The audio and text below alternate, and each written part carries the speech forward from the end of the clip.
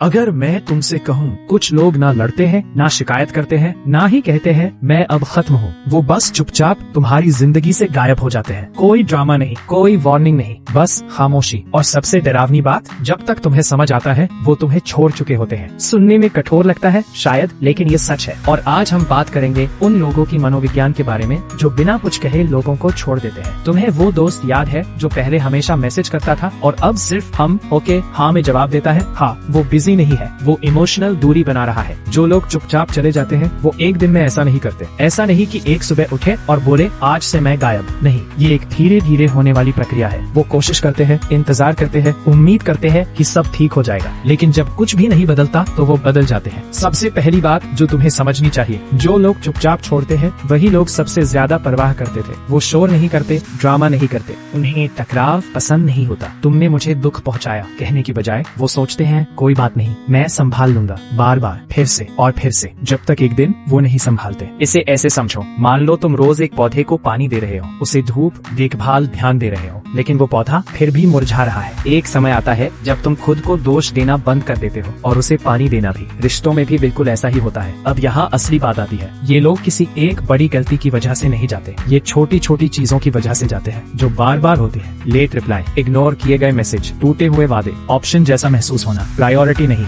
ये कभी सिर्फ एक चीज नहीं होती, ये एक पैटर्न होता है। और एक सच जो थोड़ा चुभ सकता है, वो अचानक नहीं गए, तुमने बस देर से नोटिस किया। जब तुम सोच रहे थे सब ठीक है, तब वो धीरे धीरे दूर हो रहे थे। कम बात करना, कम शेयर करना, कम महसूस करना, जब तक एक दिन वो कुछ भी महसूस नहीं करते। कोई एक्सप्लेनेशन नहीं, कोई चलो इसे ठीक करते हैं नहीं, क्योंकि उनके दिमाग में वो पहले ही इसे अकेले ठीक करने की कोशिश कर चुके होते हैं। थोड़ा सा रियल लाइफ ह्यूमर भी जोड़ते हैं। कभी ऐसा हुआ है कि तुम किसी से बहस करना बंद कर देते हो और बस कहते हो ठीक है जो तुम्हें सही लगे, लेकिन अंदर से तुम सोच रहे होते हो बस अब मैं इसमें इन्वेस्ट नहीं कर रहा। हाँ, वहीं से ये सब शुरू होता है। एक और बात इन लोगों के बारे में, ये तुमसे नफरत नहीं करते। अजीब है ना, अगर ये नफरत करते तो लड़ते, चिल्लाते, रिएक्ट करते, लेकिन खामोशी, खामोशी का मतलब है अब उन्हें तुमसे कोई उम्मीद नहीं है। और जब उम्मीद खत्म हो जाती है तो रिश्ता भी धीरे धीरे खत्म हो जाता है। तो वो साफ साफ क्यों नहीं कहते? सीधी सी बात है, वो किसी को मजबूर नहीं करना चाहते कि वो उनकी परवाह करे। उनका मानना होता है अगर मुझे ये समझाना पड़े कि मैं मायने रखता हूँ तो शायद मैं मायने ही नहीं रखता। और सच कहे ये बात दिल तक लगती है। अब ट्विस्ट सुनो, जो लोग चुपचाप छोड़ते हैं वो इसलिए नहीं कि वो नहीं आ सकते, बल्कि इसलिए कि वो अंदर से आगे बढ़ चुके होते हैं। जब तक तुम्हें उनकी वैल्यू समझ आती है वो तुम्हारी गैर मौजूदगी को स्वीकार कर चुके होते हैं। तो इससे तुम क्या सीख सकते हो? अगर कोई चुप होता जा रहा है उसे इग्नोर मत करो। अगर कोई जो पहले परवाह करता था अब नहीं करता, तो ये मत सोचो सब ठीक है। बात करो, पूछो, समझो, क्योंकि कई बार सबसे बड़े संकेत खामोशी में छुपे होते हैं। और अगर तुम खुद किसी को